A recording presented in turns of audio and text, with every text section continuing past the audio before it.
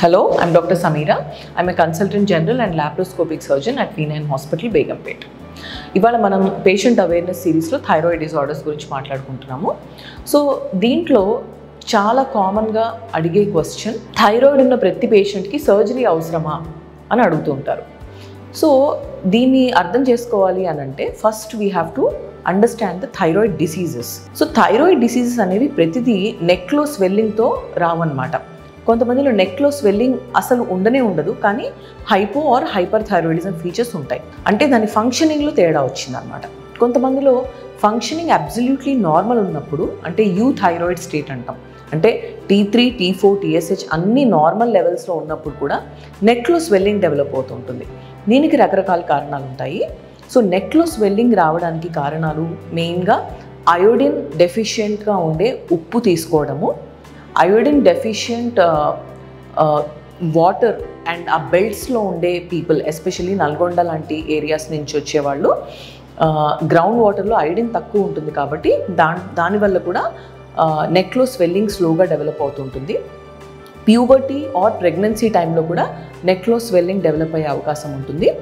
తర్వాత కొన్ని రకాల నియోప్లాజమ్స్, అంటే papillary and follicular neoplasms of థైరాయిడ్లో కూడా, అంటే ఇవి not all swellings are cancers, but దీంట్లో కూడా క్యాన్సర్ వచ్చే అవకాశం ఉంటుంది. సో ఇలాంటి కండిషన్స్లో మనం స్వెల్లింగ్ చూస్తుంటాం. అట్లాగే ఇవన్నిట్లో ఫంక్షనింగ్ చాలా మటుకు నార్మల్గా ఉంటుంది. అట్లాగే హైపర్ థైరాయిడిజం ఆర్ గ్రేవ్స్ డిసీజ్లో కూడా స్వెల్లింగ్ చూస్తుంటాం. సో ఇట్లా స్వెల్లింగ్ వచ్చిన ప్రతి పేషెంట్లో ఎంత చిన్న స్వెల్లింగ్ అయినా కూడా సర్జరీ చేసుకోవాలా అని అడుగుతూ ఉంటారు. సో దీంట్లో కొన్నిసార్లు థైరాయిడ్ సిస్ట్స్ అంటాం, అంటే నీటితో ఫిల్ అయిన థైరాయిడ్ గడ్డలు వస్తే కనుక దానికి సర్జరీ అవసరం లేకుండా అల్ట్రాసౌండ్ గైడెడ్గా ఆ నీటిని రిమూవ్ చేసే అవకాశం కూడా ఉంటుంది. ఒకవేళ కనుక ఫ్రాంక్గా స్వెల్లింగ్ ఉంది అని అంటే అప్పుడు ప్రెషర్ సిమ్టమ్స్ బట్టి మనం సర్జరీ అవసరమా లేదా అని చెప్పొచ్చు.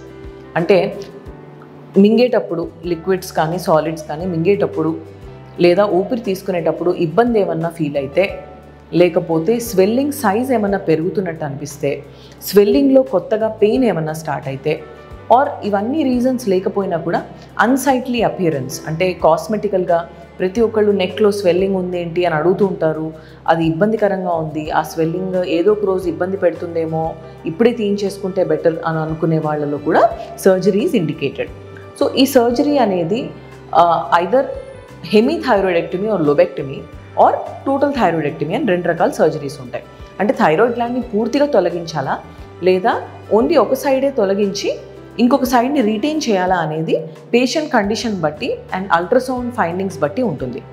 కొన్నిసార్లు ఆపోజిట్ సైడ్ క్లినికల్గా చూసినప్పుడు, అంటే పేషెంట్ని ఎగ్జామిన్ చేసినప్పుడు నార్మల్గానే ఉన్నా అల్ట్రాసౌండ్లో చిన్న చిన్న నాడ్యూల్స్ దాంట్లో కూడా డెవలప్ అవుతున్నాయి అని అనుకున్నప్పుడు మాత్రం టోటల్ థైరాయిడెక్టమీ చేస్తాం. అట్లాగే క్యాన్సర్స్లో కూడా టోటల్ థైరాయిడెక్టమీస్ చేస్తాం.